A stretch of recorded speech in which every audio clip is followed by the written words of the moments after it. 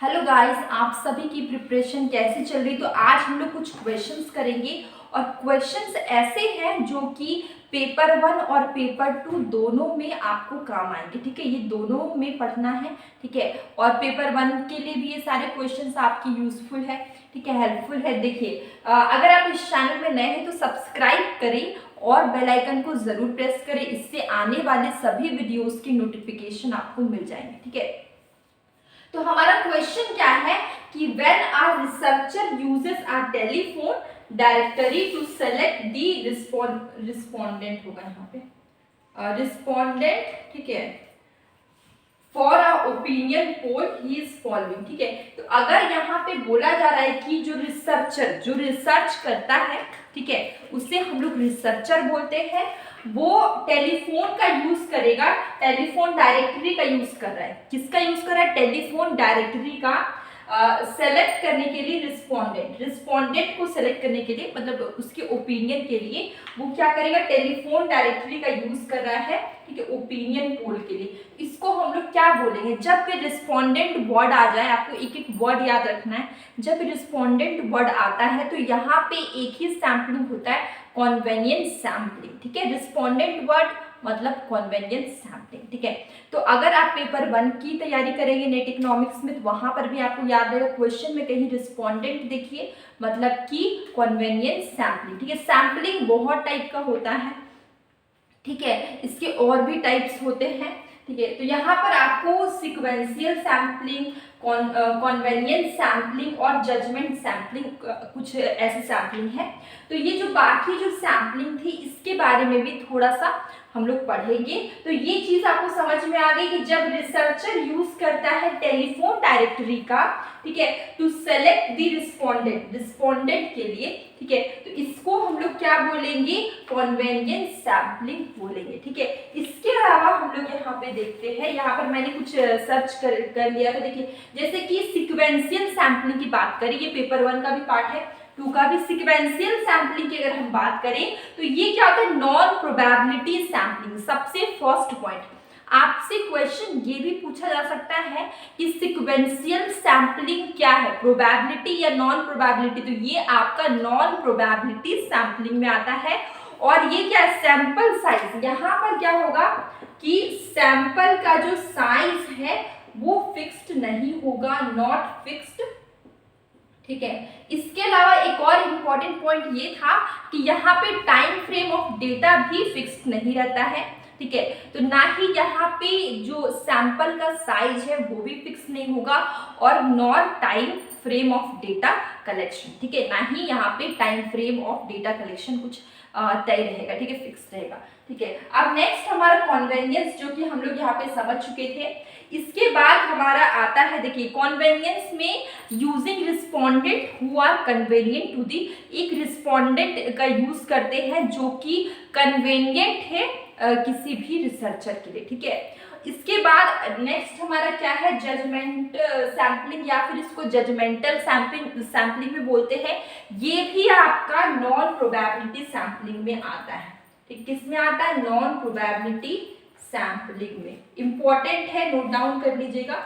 ठीक है, तो जो जजमेंटल सैम्पलिंग या फिर जजमेंट सैम्पलिंग की बात करें, ये भी आपका नॉन प्रोबेबिलिटी सैम्पलिंग में आता है। ठीक है, और यहाँ पर इसमें क्या कैसे पता चलेगा? यहाँ पे मैंने थोड़ा सा लिखा है कि रिसर्चर सेलेक्ट यूनिट्स। ठीक है, जो रिसर्च कर रहे हैं वो यूनिट को सेलेक्ट करें। किसको सेलेक्ट करेंगे? यूनिट को सेलेक्ट करेंगे।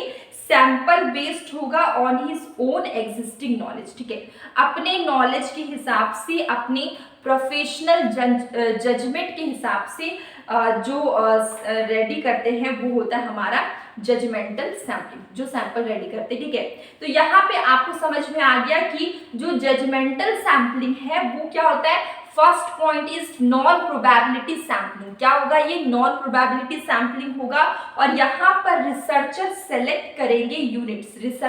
जो भी रिसर्च करते हैं उसको रिसर्चर बोलते हैं।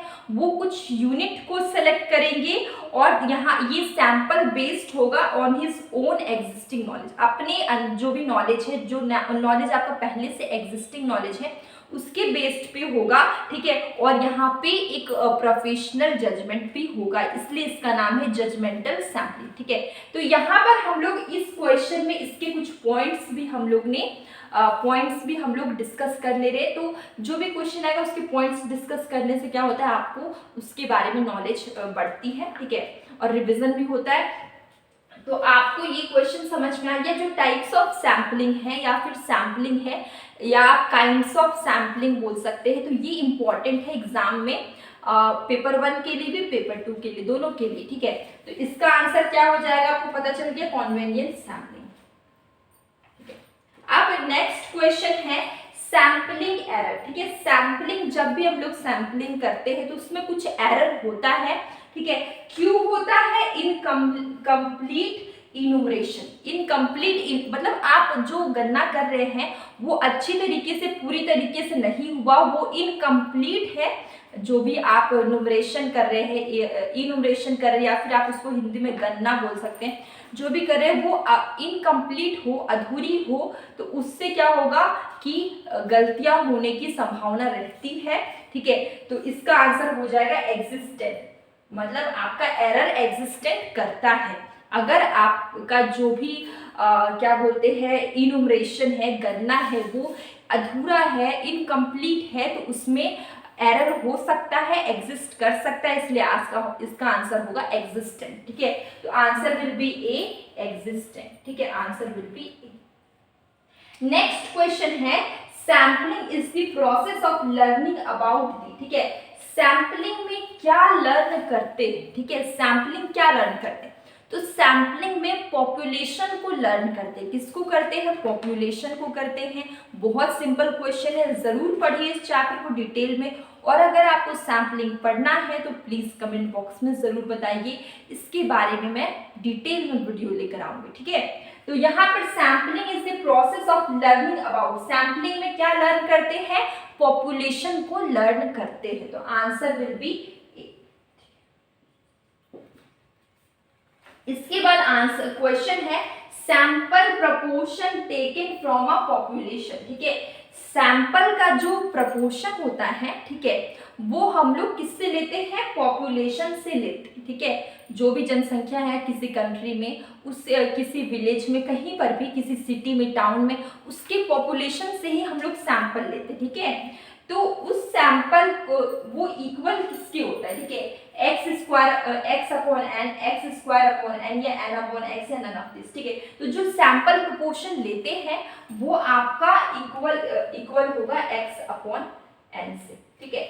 जितना होगा, जैसे कि कोई भी नंबर ले लीजिए, 10, 20, 30, 40, 50, ठीक है। तो यहाँ पर देखिए ये आपका क्या है, ये आपका x है, ठीक है। और यहाँ पे n क्या होगा आपका, n मतलब कि 1 2 3 4 5, यहाँ पे टोटल कितने नंबर है, 5, तो 5 आपका क्या हो गया, n हो गया, ठीक है। तो इस तरीके से ये जो सैंपल प्रोपोर्शन है वो किससे लेते हैं, पॉपुलेशन से लेते हैं। तो x आपका ये हो गया, और n टोटल नंबर जितने भी हैं यहाँ पे 1 2 3 4 5, ये आपकी टोटल 5 है, तो 5 क्या हो गया आपका, n हो गया। तो जो सैंपल प्रोपोर्शन है वो किससे लेते हैं, पॉपुलेशन से लेते हैं, और इसका आंसर होगा ए, x upon n, x upon n, ठीक है, ये आपका ए होगा। तो ये देखिए इसका आंसर क्या था, सैंपल प्रोपोर्शन, ठीक है। सारा आंसर सही है, ठीक है।